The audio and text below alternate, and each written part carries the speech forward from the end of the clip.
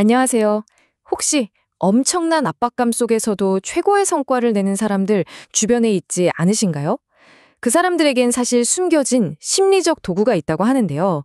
오늘 바로 그 비밀, 우리의 믿음이 어떻게 현실을 빚어내는지에 대해 한번 제대로 파헤쳐 보겠습니다. 자, 이걸로 한번 시작해 볼까요? 스트레스는 과연 우리의 적일까요? 아니면 가장 강력한 아군, 그러니까 동맹일까요? 이 질문에 대한 여러분의 답이 어쩌면 모든 걸 바꿀 수도 있습니다. 스트레스라는 게 사실 이렇게 두 가지 얼굴이 있거든요. 한쪽은 우리를 병들게 하고 완전히 지치게 만드는 해로운 스트레스. 다른 한쪽은 오히려 우리에게 동기를 불어넣고 성장을 이끄는 유익한 스트레스죠.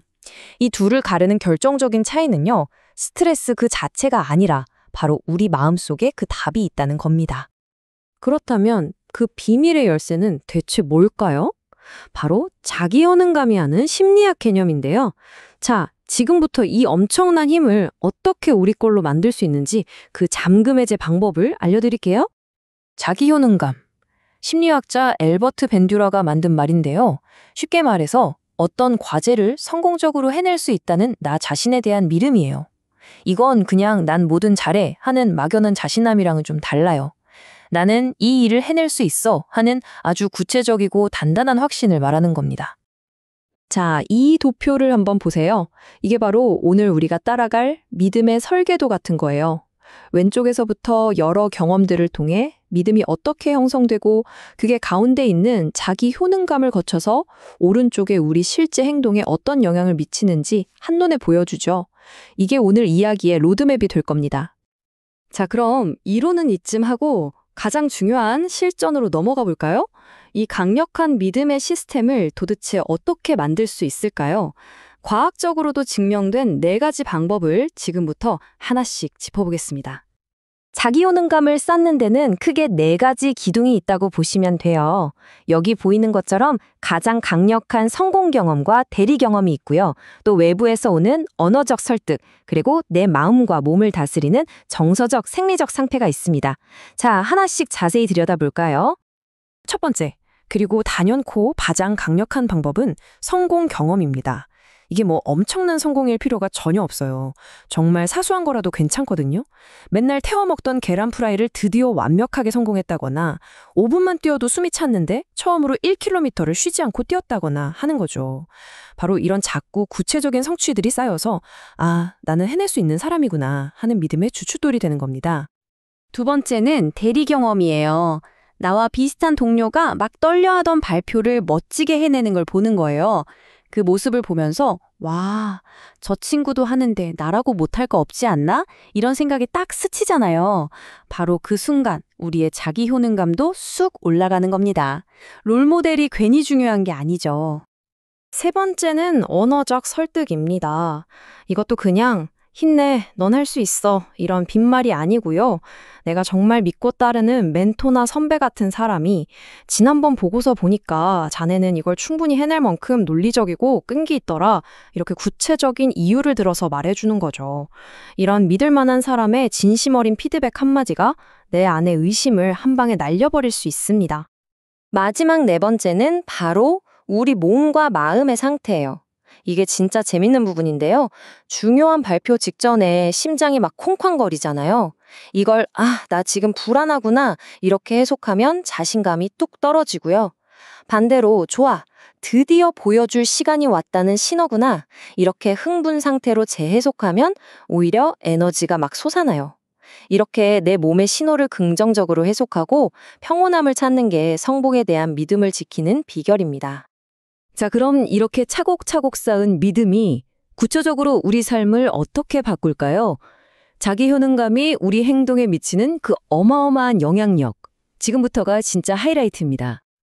이 믿음이라는 게요, 우리 삶의 거의 모든 걸 결정한다고 해도 과언이 아니에요. 먼저 선택이 달라져요. 어려운 일 있을 때, 못하겠다 하고 피하는 게 아니라 한번 해볼까? 하고 달려들게 되죠. 그리고 쏟아붓는 노력의 양도 달라지고요.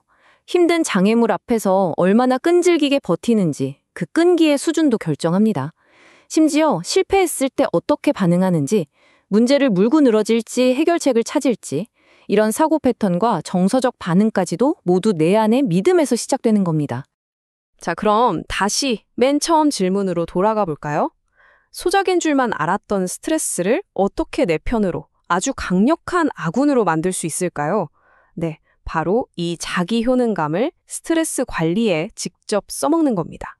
스트레스를 받을 때 우리가 대처하는 방식은 크게 두 가지예요. 왼쪽처럼 문제의 뿌리를 뽑으려고 정면으로 덤비는 적극적인 방식이 있고요. 오른쪽처럼 에라 모르겠다 하고 문제를 외면하거나 현실을 왜곡해버리는 회피적인 방식이 있죠. 자기 효능감이 높은 사람들은요, 당연하게도 문제 중심의 해결책을 선택하는 경향이 아주 강합니다.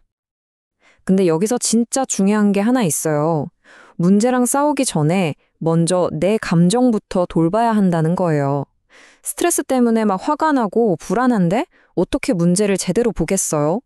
일단 이런 감정의 파도를 좀 잠재워야 마음이 고요해지고 그래야 문제를 해결할 힘과 지혜가 생기는 법이죠. 이제 오늘 이야기의 대미를 장식할 아주 강렬한 이야기 하나를 들려드릴게요.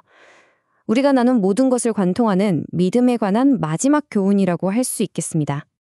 바로 스톡데일 패러독스라는 개념입니다.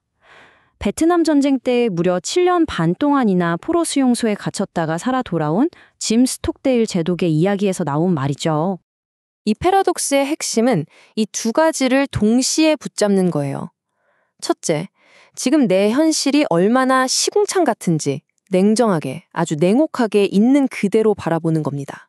그리고 둘째, 그럼에도 불구하고 나는 결국 이겨내고 말 것이라는 그 믿음은 절대 놓지 않는 거죠.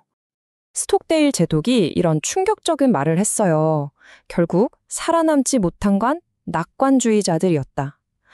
여기서 말하는 낙관주의는요, 에이, 크리스마스 전에는 풀려나겠지, 이런 막연하고 근거 없는 희망을 말하는 거예요. 이런 희망이 계속 꺾이면서 결국 절망에 빠졌다는 거죠. 진짜 생존의 열쇠는 맹목적인 긍정이 아니라 냉혹한 현실을 똑바로 딛고 선 단단한 믿음이었던 겁니다. 그래서 오늘 여러분께 마지막으로 던지고 싶은 질문은 이겁니다. 나는 결국 이겨낼 사람이라는 그 단단한 믿음을 가지고 오늘 여러분의 눈앞에 있는 그 냉혹한 현실은 무엇인가요? 그걸 똑바로 마주해 보세요. 여러분의 믿음이 여러분의 현실을 만들어 갈 테니까요.